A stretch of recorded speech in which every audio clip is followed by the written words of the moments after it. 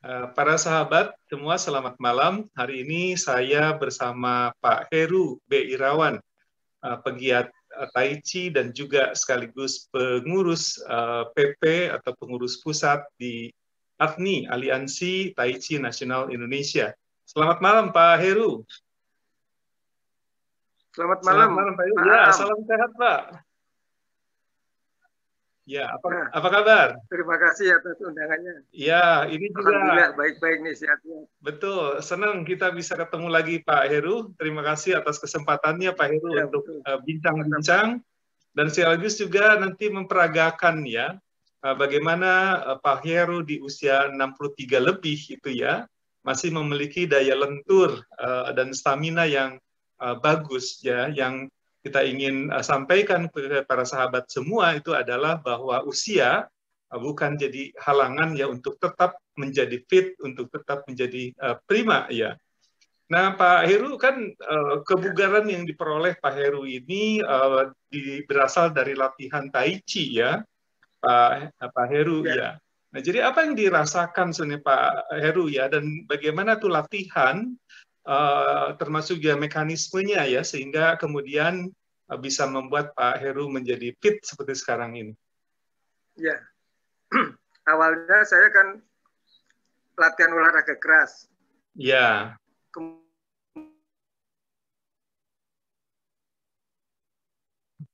Ada masalah jaringan.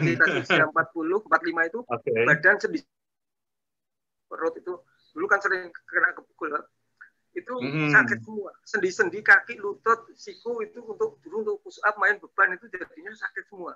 Kemudian suatu ketika saya dikenalkan sama teman untuk ikut latihan Tai Chi. Tapi setelah saya latihan Tai Chi 4 tahun sampai 5 tahun itu saya juga belum merasakan manfaat yang signifikan ke kesehatan. Setelah saya kemudian diajari seseorang untuk latihan stretching dengan Qigong Duna, nah itu baru saya merasakan kesehatan. Ya, karena kita biasa olahraga Tai Chi yang cuma gerak pelan-pelan, tapi belum mendalami Qigongnya. Baik. Jadi, korelasi kesehatan itu tidak begitu signifikan. Tapi setelah saya latihan stretching dengan Qigong, itu saya mulai merasakan manfaatnya. Yang tadinya saya sering masuk angin, sering keroan, barang itu jadinya nggak pernah. Iya, itu nggak lagi sekarang ya, nggak perlu lagi itu ya. Ternyata apa? Itu pembuluh darah meridian Qi-nya itu mengembang dan jadi bersih setelah latihan itu. Oke, baik. Gitu ya, jadi itu berefek ke semua sistem sel-sel dan termasuk juga pembuluh darah ya, atau aliran di dalam pembuluh darah ya. Intinya orang sehat kan di situ Pak Am. Kalau itu lancar, orang pasti sehat. Baik. Itu melalui nafas ya Pak Heru, melalui olah nafas ya. Bagaimana itu mekanisme dilakukan itu? Nafas dengan stretching.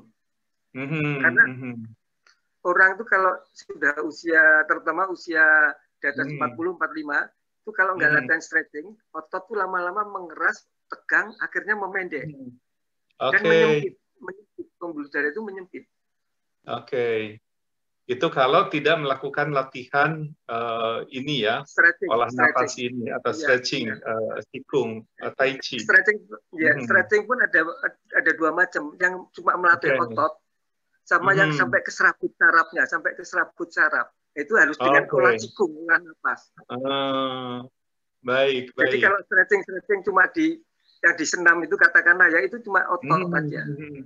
Tapi kalau yang ini sampai ke serabut sarafnya, meridian Qi-nya. Jadi bedanya seperti itu Pak.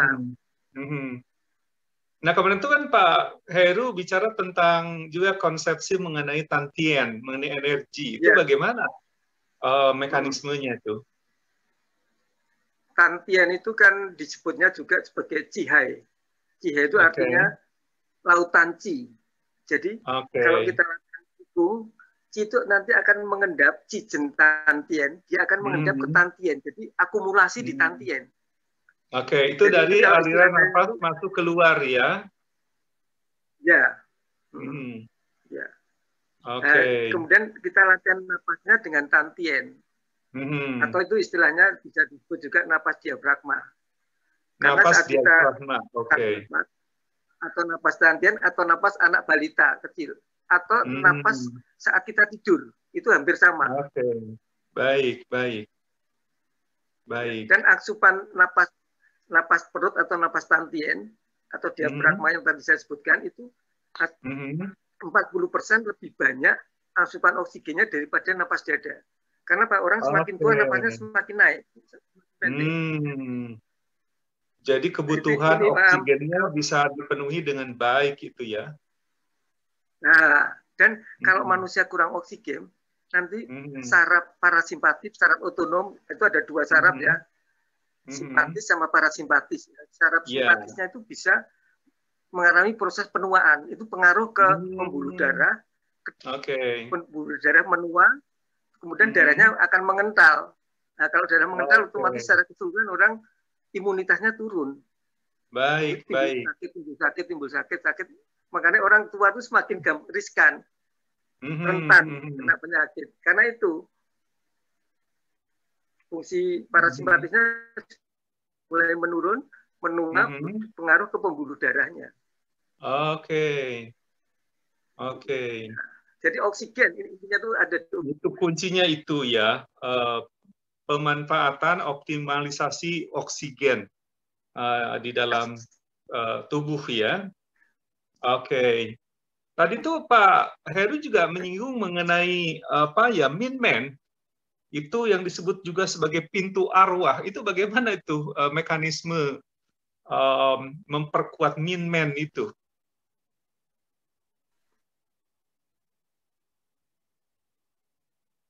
Halo Pak Heru. Ada masalah jaringan kelihatannya ya. Halo.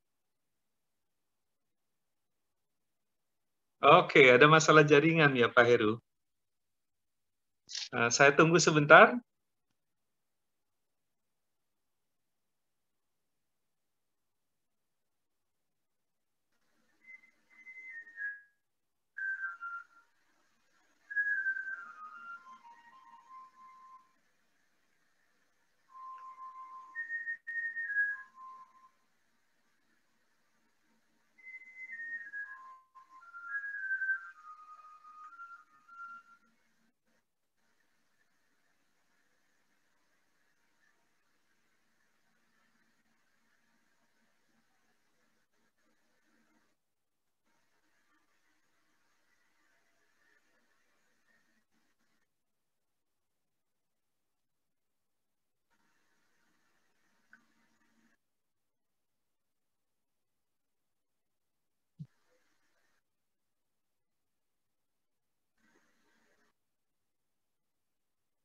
Halo Pak Heru. Ya, halo. Oke. Ya, jaringan rupanya ya. Jaringannya ini ada gangguan nih. Ada masalah dengan jaringan ya. Oke. Baik, saya tunggu dulu sampai jaringannya oke. Oke, silakan, nggak apa-apa. Ya, saya lanjut ya Pak Heru. Oke. Saya masih ingat obrolan sebelumnya ini mengenai Min-Man itu Pak Heru. Pak Heru mengatakan ini apa istilahnya agak-agak serem katanya. Itu artinya pintu arwah itu ya. Bisa dijelaskan itu kaitannya dengan energi dan latihan Tai Chi. Nah ini ya, tadi kita bahas mengenai tantien. Tantien itu kira-kira 5 cm di bawah pusar. Oke. Nah, setelah kita bisa latihan napas dengan tantien, kemudian level berikutnya, ini kita naik level, itu kita harus bisa napas tantien itu nembus ke Mingmen. Oke, baik. Jadi kalau tantiennya mengembang, Mingmennya juga ikut mengembang. Nah, kemudian kalau tantiennya mengempis, tantien mengempis, Mingmen juga ikut mengempis.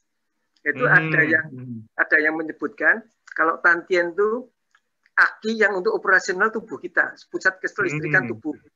Tapi ada yang menyebutkan lagi Mingmennya itu cadangan akinya.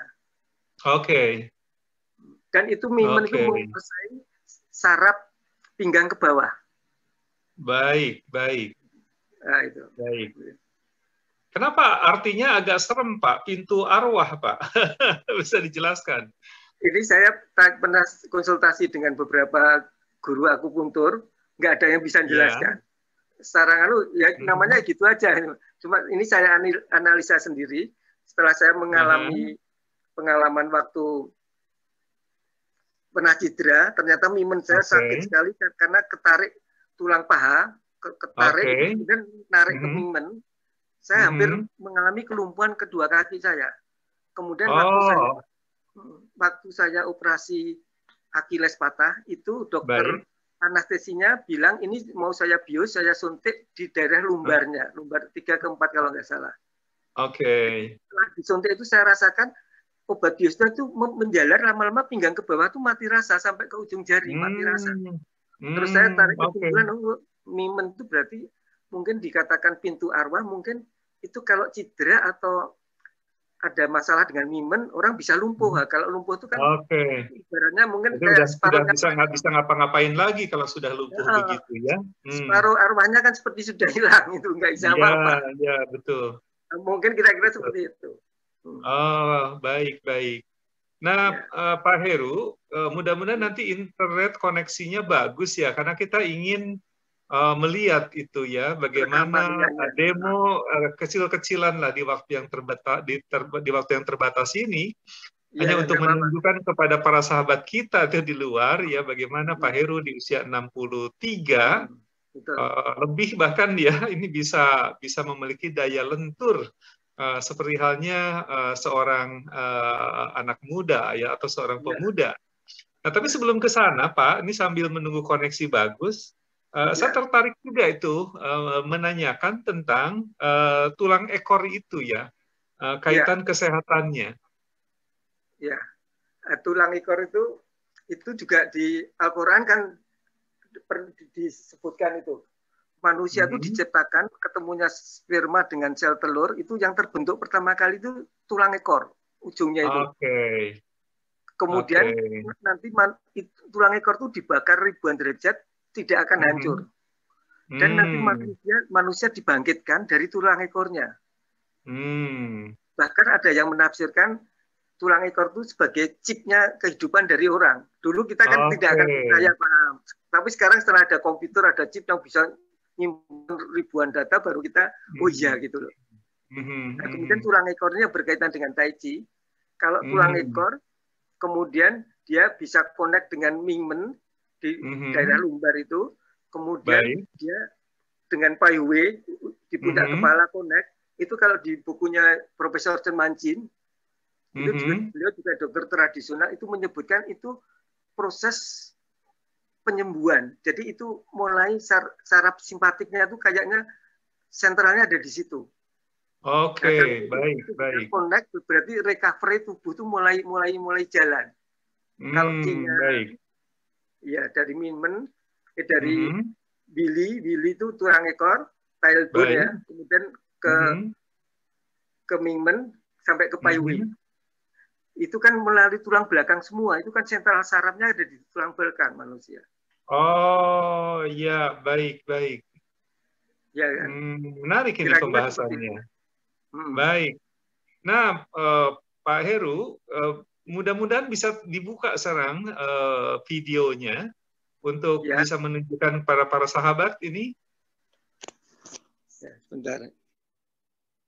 Masih ini Pak Heru, masih belum muncul. Ini sudah mulai. Nah, sekarang udah mulai. Ya.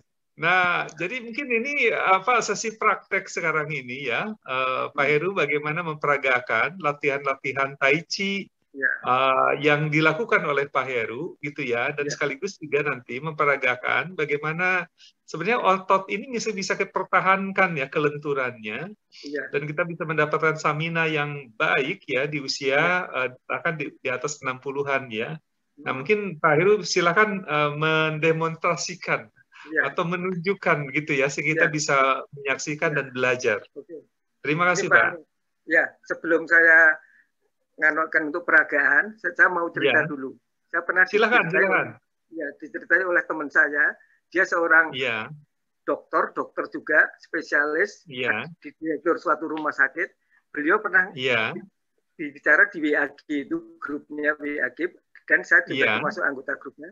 Itu ternyata Pak, manusia itu kalau kebutuhan oksigen cukup sama nutrisi cukup, itu ternyata sel-sel yang mati itu bisa tumbuh lagi. Oh ya, oke, menarik. Oke, jadi bisa ada regenerasi sel ya? Nah, usia sel bisa panjang, menjadi lebih panjang. Regenerasi selnya menjadi bagus, dan sel yang tadinya mati itu bisa tumbuh lagi kayak rumput di musim penghujan.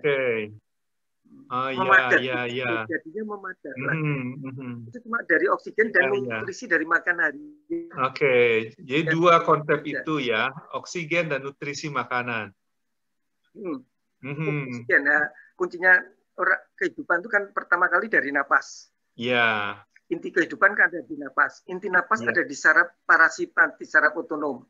Ya, karena yang menggerakkan paru-paru tidak sadar. Otonom.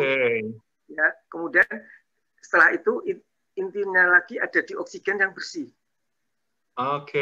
Nah itu penting di saat COVID sekarang ini sekiranya terbukti ya bagaimana kebutuhan oksigen penting sekali.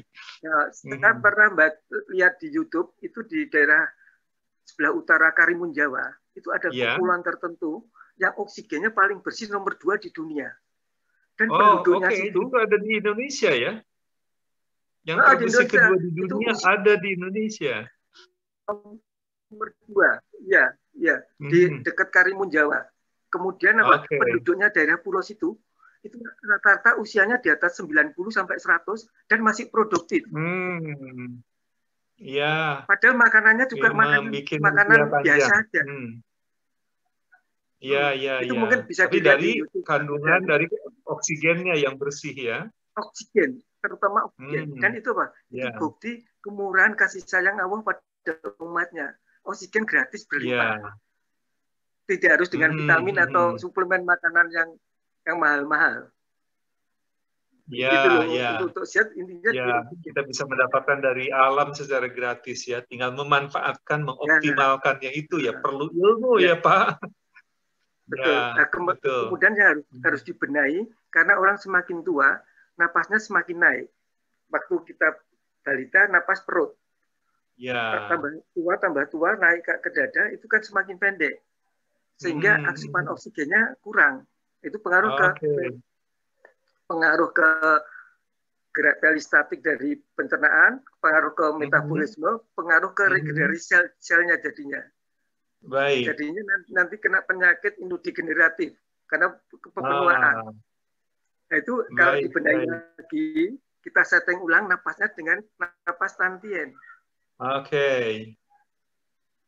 Biar asupan oksigennya memenuhi lagi. Soalnya orang kalau kurang oksigen itu ibaratnya kayak ban mobil kempes nanti jadinya. Itu analogi yang baik gitu ya. Analoginya yang gampang itu ya, kita secara umum aja yang gampang lah. Kalau ban mobil kempes, apalagi 4-4-nya kempes, itu mobil nggak bisa ngebut kan? Betul. Tapi waktu muda ban kita penuh, kuat. Mesinnya juga kuat, larinya bisa kenceng. Kalau bannya kempes tetap aja ya, dodoran. Itu analoginya yang simpel aja lah. Bagus. Saya kira sahabat-sahabat kita bisa memahami konsep ini dengan baik ya, analogi ban kempes itu.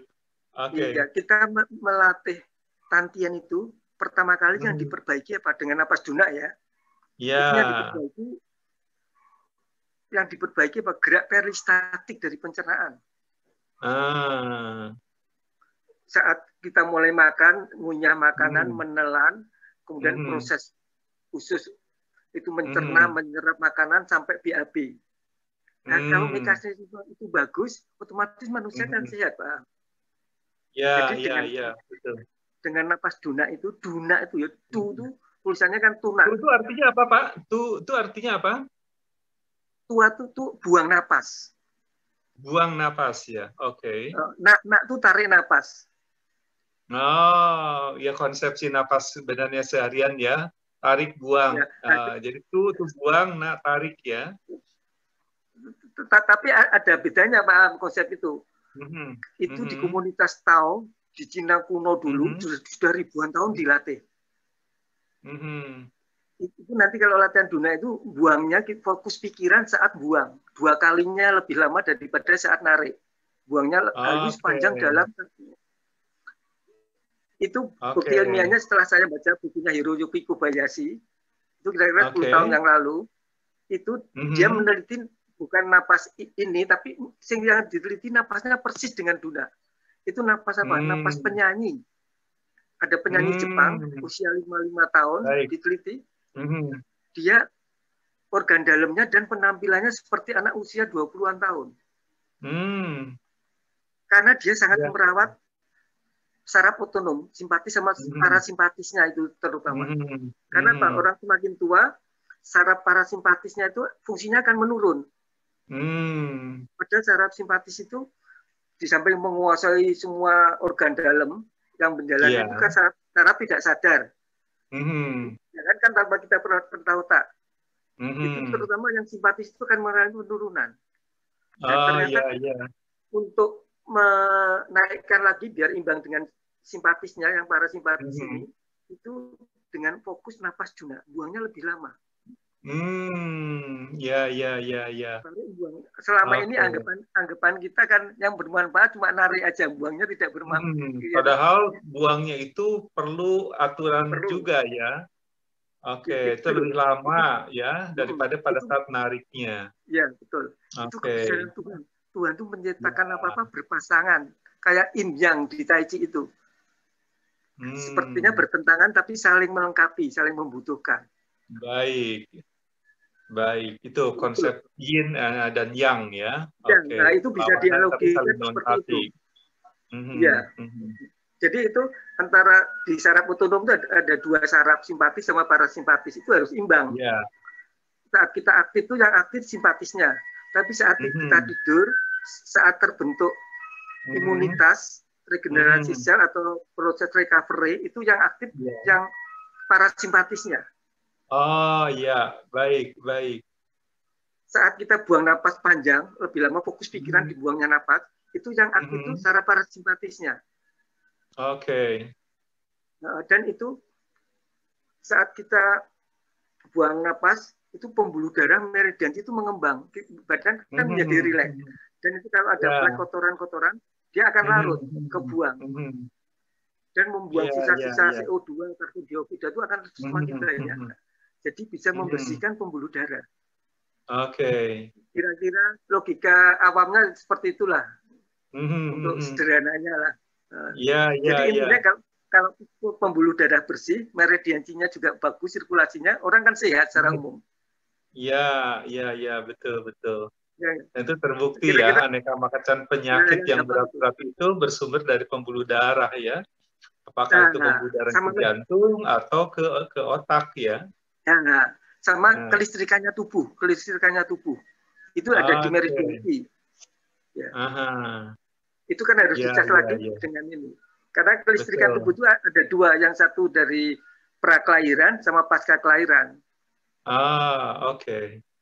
Nah, itu harus dicek lagi dengan pelatihan napas itu. Baik. Ya, karena memang ternyata di organ tertentu ya itu listrik itu ada dan berfungsi gitu, dan harus berfungsi ya. Sangat berfungsi dan itu vital. Kayak mobil ya, analoginya. Mesinnya bagus, bensinnya penuh, tapi akinya suak gitu. Iya. Di dalam sistem itu ya unsur aki itu yang jadi pendorong listrik. Itu kan pendorong itu kan kelistrikan, jadinya kan tadinya tidak bisa hidup, mesinnya nggak bisa hidup. Betul. Manusia juga hampir seperti itu, kira-kira analoginya seperti itu. Ya, menarik. Nah, ini kelistrikan itu perlu dicek lagi karena manusia itu semakin tua kelistrikannya juga ngedrop, kayak HP itu loh, sering dipakai lama-lama drop, lowbat. Ini persis kayak aki gitu ya, atau mekanisme dalam HP itu konsepsi lowbat dan perlu di-charge gitu ya. Oke, itu berlaku untuk tubuh ya Pak Heru ya? Nah, benar. Dan itu ngejasnya dengan teknik nafas, sikung kalau yang saya latih. Sikung duna. Ya, ya. Jadi fokus saat kita tarik buang itu, pikiran saat fokusnya ke buang nafas lebih lama 2 kali, halus panjang dalam nafas. Iya, iya. Baik, baik. Nah, itu loh. Jadi betulnya kan sangat simpel. Ilmunya ya Pak. Ya. Makanya ilmunya itu siapa saja. Siapa saja bisa mempelajari dan sederhana sekali. Betul. Dan bisa dilatih di setiap tempat. Kita sambil ngobrol ini bisa latihan. Sambil hanya jalan, komitmen dan kerajinan ya, nampaknya begitu Pak Heru ya. Karena kalau itu dimiliki, mudahlah saya kira dilakukan ya. Dan apa yang diperlukan itu bisa didapat ya. Diperlukan maksudnya tingkat kesehatan tadi ya. Aliran di dalam pembuluh darah yang makin bagus ya. Terus aliran nafas, bicara tentang udara gitu ya. Baik, baik. Jadi kuncinya sekarang pahami ilmunya. Sekali gitu ya Pak. Ilmunya sederhana, tergantung sederhana ya. Tergantung kita hoki nggak, jodoh nggak dengan ilmu itu. Itu harus diupayakan, harus dicoba, harus ditekuni gitu kan ya. Dan itu dilatih sehingga bisa nyambung itu kalau tekun ya. Kalau kita terus belajar. Masalahnya begini Pak Aam, kadang-kadang ada orang kita ajari tapi dia nggak respect. Oke, itu betul. Berarti tidak sulit jodoh. Untuk masuk ya. Berarti tidak jodoh. Ya. Betul, karena tidak semua orang juga dengan kerendahan hati menerima ya, atau mau mendengarkan gitu ya. Ya betul, saya senang dari istilah tadi. Berarti tidak jodoh ya, karena memang ini masalah pilihan juga ya. Nah, ini ya yang patut membanggakan Pak Ang ya. Ini diakui, diterima sebagai mata kuliah ekstrakurikuler di Fakultas Kedokteran Undip, spesialis penyakit dalam. Itu ketua jurusannya Dr. Dadame Sentosa. Nah, itu sangat antusias belajar ini, sangat antusias. Oke. Dan kemudian dipakai ya di kedokteran Undip, iya. Menjadi mata kuliah ekstrakurikuler. Untuk pengobatan pasien. Sudah banyak yang cocok ya. Saturasi oksigennya, kondisi sekarang itu saturasi oksigennya cepat sekali naik. Ya. Baik. Ini penghargaan luar biasa juga dari dunia medis ya. Bukan penghargaan satu, ini pengakuan ya Pak ya. Dan kemudian dunia medis mau mengambil dan kemudian mempraktekkan ya untuk mendukung tujuan-tujuan medis. Iya. Bagus Pak. Betul. Ya, alhamdulillah ini luar biasa. Dan ini untuk diajarkan residen spesialis penyakit dalam. 2 anggota, 51 anggota. Residen spesialis penyakit dalam. Belajar Tai Chi? Nah, itu. Oke. Itu secara teratur ya? Iya, kalau tiap hari Rabu sore seperti besok, itu dia meeting webinar seperti ini. Dengan saya. Jadi mereka melakukan di tempat praktek ataupun di rumah ya? Yang ini dokter itu penelitian. Ini untuk penyakit PPOK. Napas duna dibandingkan dengan teknik napas lain. Alhamdulillah lebih efektif napas duna. Oke. Kemudian yang ini untuk tesis S2. Ini tesis S2. Oke, itu meneliti tentang Tai Chi juga ya? Tai Chi, cuma ini karena waktunya terbatas, cuma penelitiannya sekitar 2 bulan kurang, jadi tidak saya ajari jurus Tai Chi, karena jurus Tai Chi itu untuk gerakan bela diri. Jadi ini saya ajari stretching dengan napas duna. Oke. Jadi bukan gerakan jurusnya Tai Chi, karena jurus Tai Chi tapi lebih ke nafas ya. Oke. Kenapa dan stretchingnya Oke. Kalau untuk kesehatan itu aja cukup, nggak perlu belajar jurus. Kalau untuk kesehatan aja. Cuma kadang-kadang sekarang kan orang kalau belajar Tai Chi kepentingannya kesehatan kebanyakan ya. Ya, sekarang kesehatan. Sebagai prioritas. Karena kalau gitu.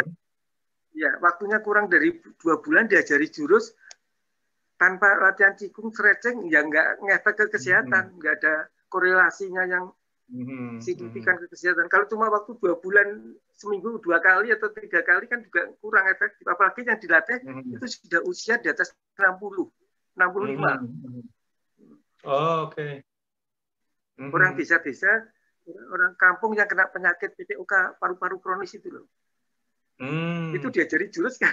Baik. Nggak akan bisa-bisa.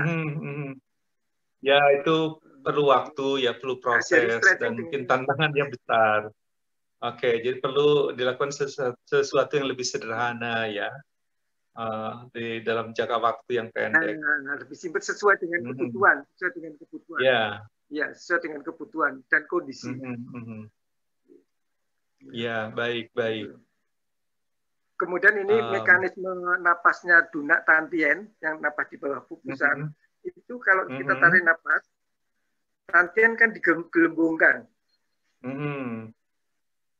Digembungkan perutnya bawah pusat, itu kemudian diafragma, sekat rongga dada, rongga perut. Kalau perut gelembung, dia kan turun ke bawah. Kalau diafragma turun ke bawah, berarti rongga dada menjadi luas, paru-paru menghisapnya napas lebih optimal. Analoginya seperti itu, lebih optimal, lebih banyak. Kemudian saat kita buang napas, perut dikempiskan maksimal.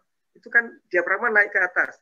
Berarti kan paru-paru semakin sempit, dia memompa keluar CO2-nya akan semakin tuntas, semakin banyak. Oh, oke, menarik. Jadi kira-kira mekanismenya seperti itu. Dan ada orang yang olah nafas seperti itu bisa dilakukan setiap saat ya dalam keseharian ya. Dia kita sendiri lagi posisi duduk sekarang ini kan bisa nih.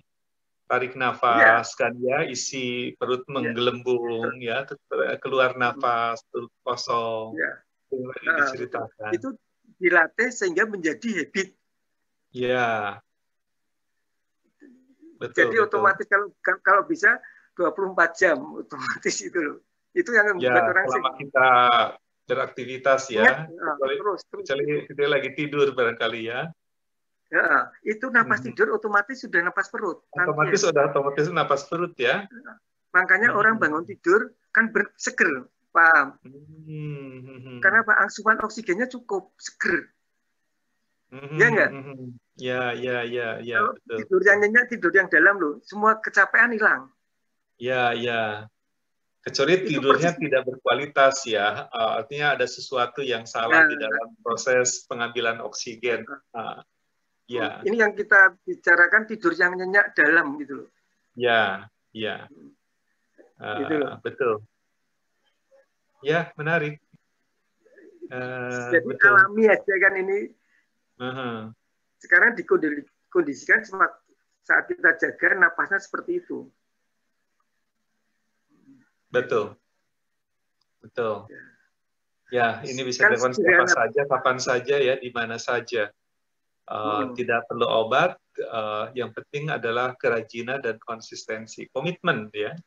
Iya, dan ini kemurahan kasih sayang Allah pada umatnya. Tuhan itu tidak akan mungkin mempersulit umatnya untuk kehidupannya sebetulnya. Kan dengan napas yang simpel itu bisa sehat. Saya sudah membuktikan sendiri. Ini paham ya? Saya pernah nge-share yang waktu saya kena gagal jantung. Ya. Sempat cerita tempo hari ya. Sempat gagal jantung ya Pak Heru ya. Gagal jantung itu kalau saya pingsan malam-malam setengah 12 malam dari kamar mandi, napas saya gini loh. Oh, oke. Itu pernah dialami ya situasi seperti itu ya?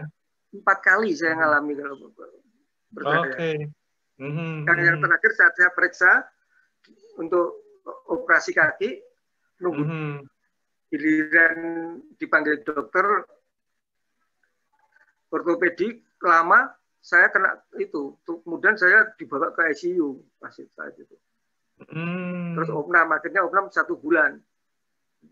Iya, iya. Itu waktu saya opnam, ini dikasih oksigen, itu saya lihat saya malah tidak bisa napas. Karena kita nggak terbiasa pakai oksigen itu ya. Malah saya pelpeken. Iya, Dan iya. ini saya lepas, saya dipinjemin saturasi oximeter oleh perawatnya. Ini oksigennya saya lepas, terus saya pakai napas Duna. Saya tarik, ini tadinya yang hampir 80 ngedropnya saya itu napasnya, sini itu udah nyinjit sama pingsan terus. Ini lama-lama naik.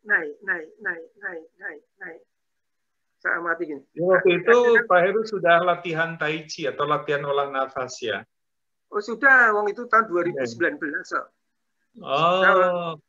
Olah nafas ini kan mungkin sudah 8 tahunan atau 9 tahun yang lalu. Jadi saat kejadian itu memang itu ya sudah dibekali lah dengan itu ya, dengan ilmu untuk olah nafas. Sudah dipraktekkan saat di rumah sakit ya.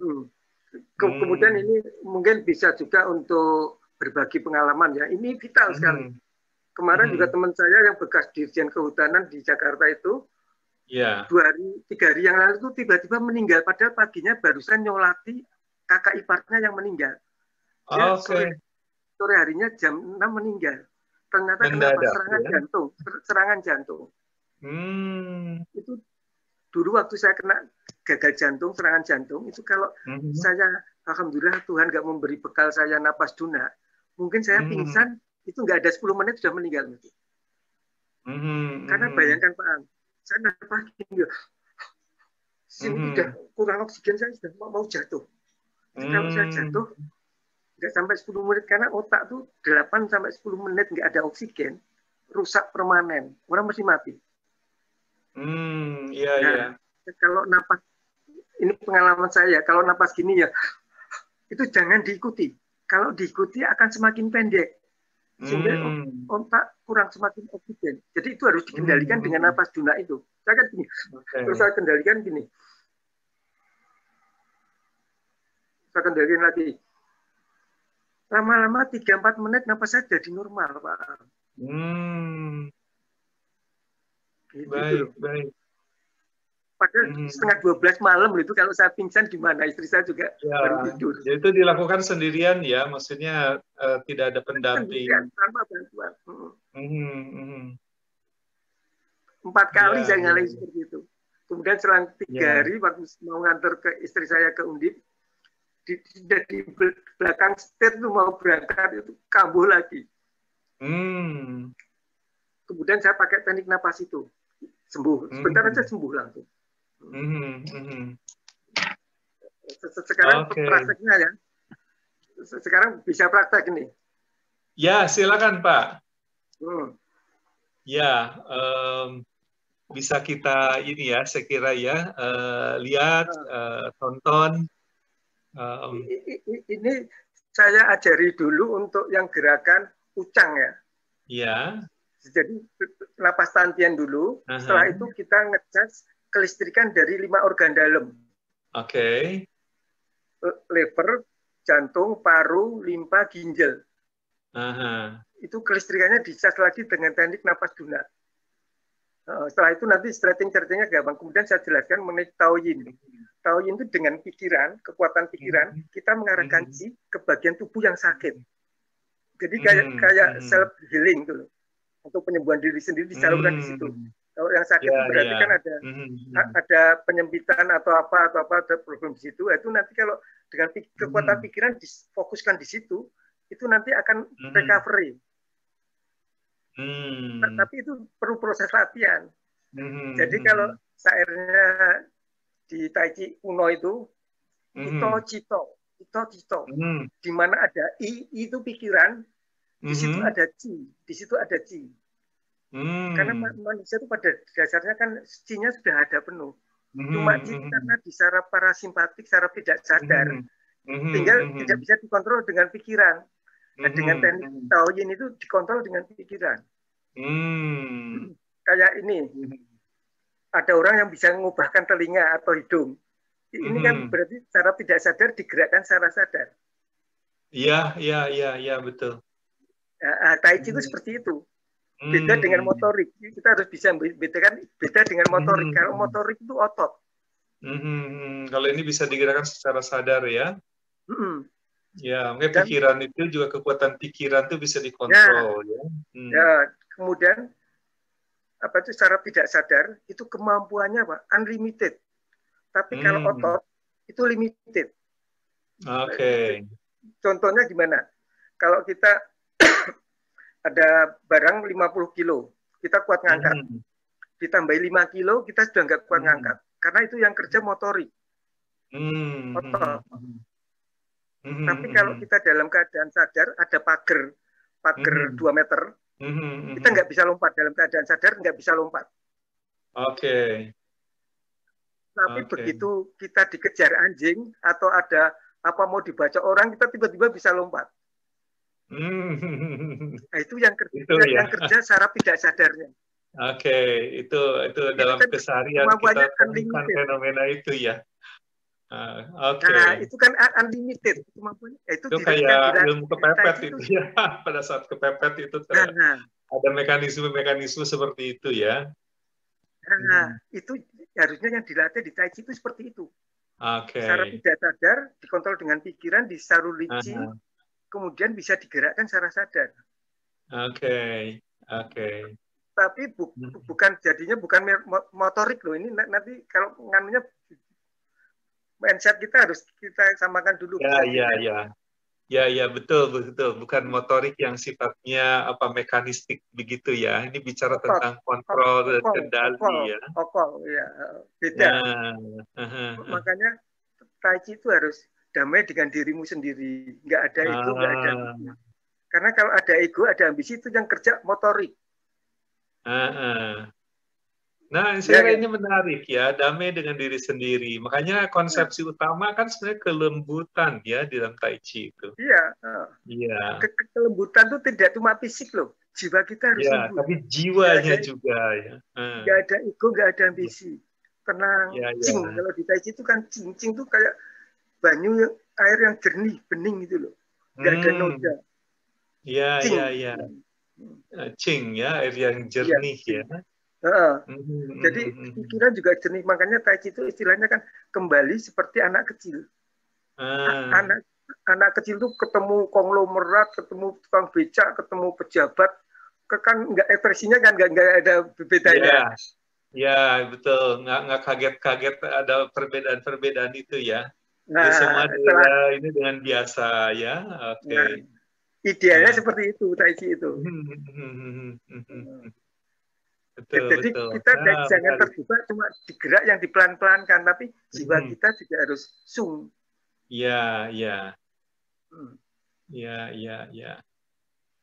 Ya, saya kira itu ya kunci kelembutan ya, pelan. Silakan Pak Heru. Ini saya pindahnya ke sini. Iya.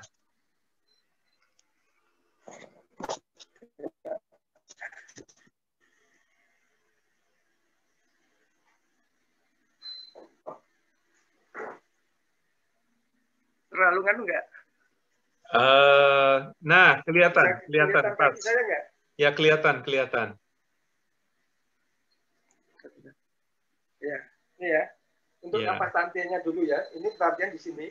Ini saat kita buang napas dikempiskan. Iya. Cuma Pak Heru di belakang tuh ada listrik kali ya, ada cahaya. Sebenarnya tidak mengganggu sih, langsung aja, nggak apa-apa. Sudah. Nah, ini lebih baik. Ya, ini lebih baik, Pak. Lanjut, Pak. Enggak, bagus. Nah, ini napas tantian dulu. Bongkar. 2. Ini asupan oksigennya 40% lebih banyak daripada napas dada. Ini harus setting lagi ke sini. Nah, kemudian napas tantian itu kalau bisa, ini termasuk kalau di perguruan tradisional termasuk Michie. Michie itu rahasia perguruan. Tapi ini saya sampaikan secara terbuka. Napas ini harus tembus ke. Ya, ini ditonton para sahabat ini, Pak. Jadi ini terbuka nih. Silakan. Ya nggak apa-apa, nggak apa-apa. Fair. Kalau kita terbuka aja biar bermanfaat. Yes, ya, setuju. Bermanfaat buat banyak orang.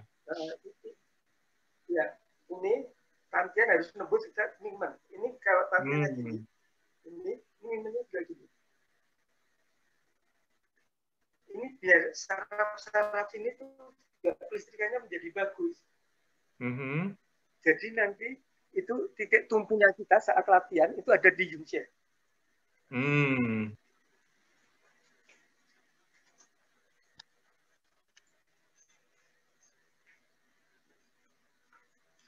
Baik.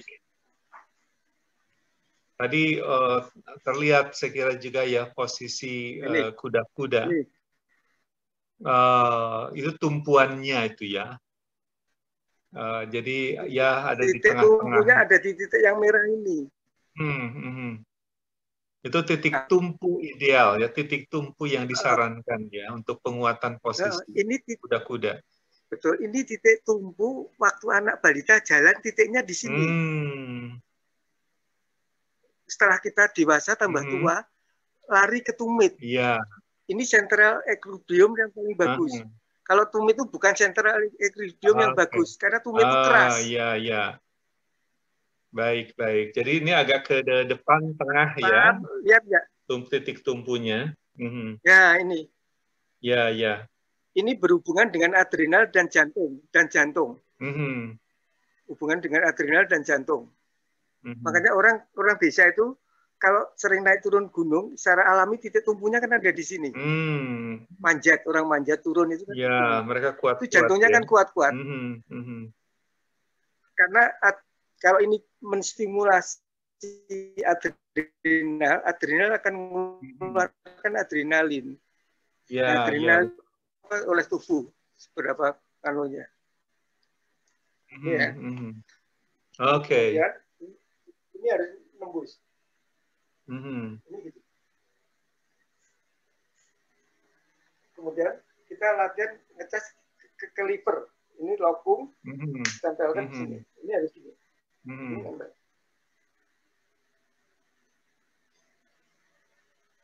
Ini ngecas kelistrikan yang ada di liver.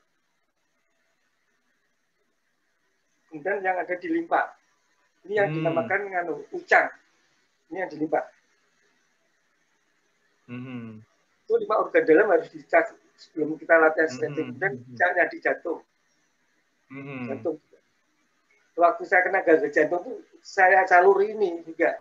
Kemudian pembekaan klepnya itu bisa mereda. Kemudian yang di paru-paru. Dan tetap perhatikan olah nafasnya ya, nafas masuk dan nafas keluar itu ya. Sama pikiran, dikontrol dengan pikiran. Jadi programnya ada di sini programnya. Ini ya liver, limpa, jantung, paru, dan yang digigit. Oh ya. Kanan kiri. Itu bisa kalau menurut bisa kan berdenyut-denyut. Semua berdenyut-denyut. Termasuk ini diartikan sebagai mata air yang menggelembung. Jadi ini jangan cuma kayak spam, ini harus gerak. Jadi dengan dikontrol dengan pikiran. Itu yang dinamakan nanti gerak tai chi itu hidup itu seperti itu. Yang dinamakan hidup seperti itu. Kemudian untuk stretching kita ada 3 tahapan. Pertama untuk membuka meridian yang di atas leher, bahu, lengan, kemudian yang di pinggang, kemudian ada yang di kaki sama di jari-jari kaki. Jadi ada 3 tahapan stretching. Nah, saat kita stretching gini, tarik nafas, ini dorong ke atas, ini kan terasa sakit. Bisa ngikuti gini, dorong ke atas kan di sini, seolah napasnya, kembang kempis napasnya ada di bagian yang sakit. Ini gini.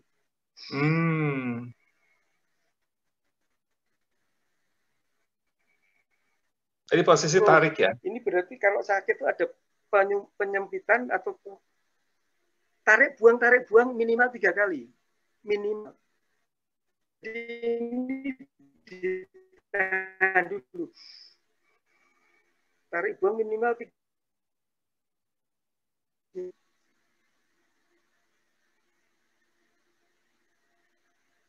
Ini bagiannya lain. Terus pakai napas minimal 3 kali. Terus yang ini sudah. Kemudian yang ini juga nariknya beda lagi. Dan itu ditahan dengan napas digerakkan minimal 3 kali tarik buang napas. Itu nanti akan sampai melenturkan serabut-serabut saraf atau meridiansinya. Tidak sekedar otot besar. Itu loh. Nanti akan membersihkan pembuluh darah dan meridiansi. Itu yang akhirnya nanti badan kita ibaratnya kayak got selokan yang kotor dibersihin. Darah sirkulasinya menjadi lancar. Mengalir lancar ya. Iya. Kemudian ada yang gerakan yang bawah ya, yang untuk pinggang. Ini kelihatan nggak Pak? Kelihatan. Kelihatan ya? Kelihatan, jelas. Saya turunkan sedikit. Ya, nah apa-apa. Tadi udah bagus, Pak. Oke ya? Ya. Oke ya? Iya. Ini posisi ini. Ini kita tarik nafas dulu. Terus buangnya lebih lama. Nah, saat nunduk itu pikiran kita jangan di tulang punggung yang ditekukan, tapi di join di sini. Di gua join. Joinnya yang ditekuk ini. Tarik lagi. Buang. Kemudian tarik lagi. Kemudian yang berikutnya ini buang. Posisi tetap mundur ini, tarik buang 3 kali. Tarik buang 3 kali. Tarik buang.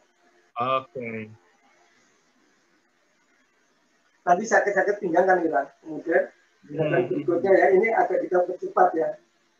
Tarik nafas. Ini joinnya sehingga dada bisa rata dengan ini. Waduh, itu perlu kelenturan tarik itu. Nafas, buang 3 kali. Ya, tarik, buang 3 kali. Jadi dada bisa rata. Kalau yang tidak bisa secukupnya aja ya. Ya, secukupnya. Yang penting ada stretching, ada tarikannya. Ada, Tapi Bapak Heru ini luar biasa ya, bisa nyentuh ke lantai ya dengan posisi seperti itu. Ini masih belum seberapa, nanti ada lebihnya. Terus ini. Ini juga. Ini gini. Ya, kemudian gerakan berikutnya ya. Nanti kalau setelah PPKM kalau ada waktu pas saya ke Jakarta nanti kita ketemuan, kita latihan sama-sama. Ini gini. Ini lain lagi, stretching yang ketarik lain lagi. Ini pinggang, lengan, leher. Ini juga ditahan, posisi gini, tarik buang napas minimal 3 kali. Fokus pikiran ke bagian tubuh yang ketarik, yang kesakit, disalurin napas di situ. Ya. Wah, ini buat saya wow. Kemudian gerakan berikutnya. Ini siku ya. Ininya rata. Ini tekuk. Ini tarik nafas. Ya. Ini join juga yang ditekuk join. Ini biar rata dengan sini. Ini buang nafas.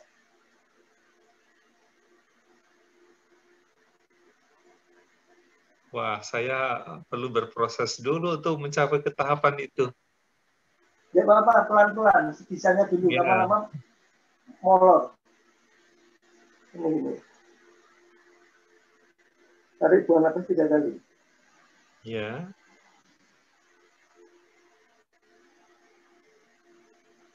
Wow, ini belum ekstrim ini ya? Belum seberapa ini ya? Apa? Belum seberapa itu ya? Pak Heru yang sulitnya, gerakan sulitnya coba Pak, gerakan yang sulitnya yang mungkin tidak semua orang bisa.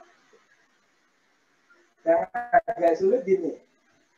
Ya. Ini dibuka selebar mungkin. Oke.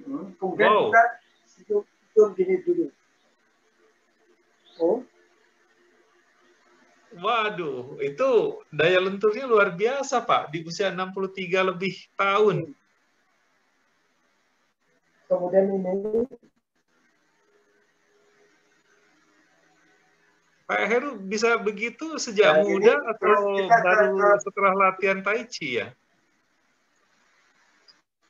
Setelah latihan Tai Chi, saya dulu latihan muda. Waktu muda nggak bisa seperti itu ya? Nggak bisa cium lutut toh.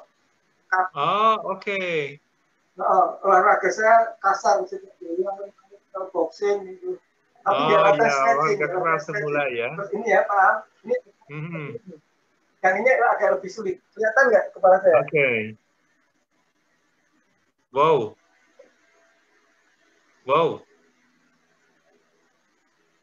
Wow, 63 tahun lebih. Nah, ini. Ya. Kemudian split. Ini. Cukup ya. Wah, ini menarik ini. Bisa. Jadi usia nggak ada masalah ya. Ini saya kira kabar baik nih buat para lansia nih. Oke. Ini bukti kemurahan Tuhan. Bertahap sedikit. Terus yang ini. Ini gini dulu. Ini lurus. Ya.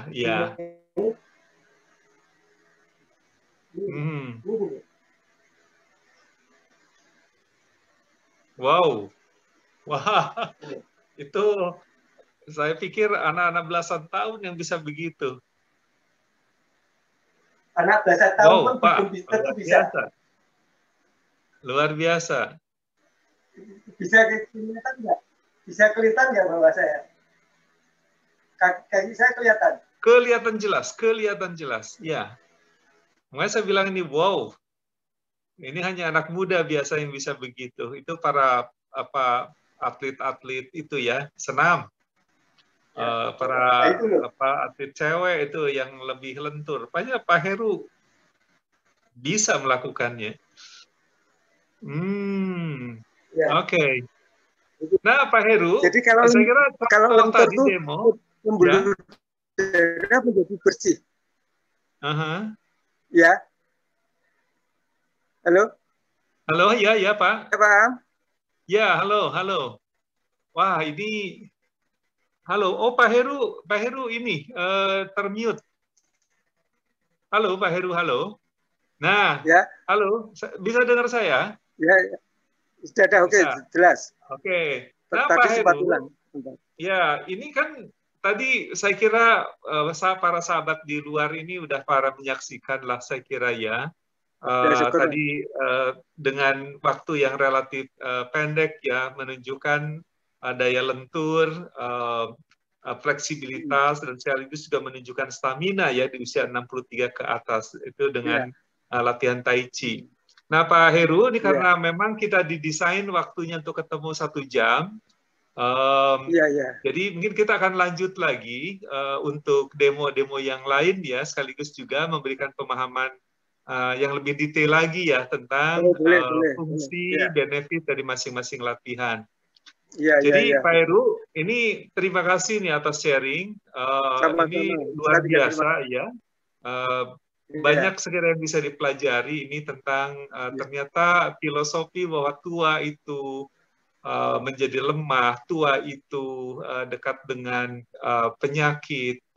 Tidak gitu ya, sekiranya dengan latihan Tai Chi, dengan kerajinan, dengan komitmen, hal-hal yang jadi mitos yang salah itu bisa di counter ya gitu ya. Dan kita melihat tadi di usia 63 tahun Pak Heru luar biasa seperti pemuda. Gitu Pak Heru, saya kira terima kasih sekali lagi. Pak, mungkin pesan saya terutama latihan stretching. Latihan stretching dengan napas, Duna. Oke. Jadi biar otot tuh lentur. Karena orang semakin tua tuh ototnya kaku, keras, menegang, akhirnya memendek. Nanti akan memendek. Oke. Nah, itu menjadi bagian dari latihan Tai Chi ya, Pak? Oh, itu intinya ada di situ dulu. Ada Tai Chi-nya ada di situ ya. Ya, biar sirkulasi Chi-nya lancar, sirkulasi lancar. Dan itu di buku-buku Tai Chi disebutkan loh, Chi itu dipelihara untuk mencapai kelenturan. Nah, itu. Betul. Ya, dapat saya sekarang pesannya. Baik, sekali lagi terima kasih. Sama-sama, ya. Sampai ketemu lagi, Pak. Ya, apresiasi. Salam sehat. Ya, assalamualaikum.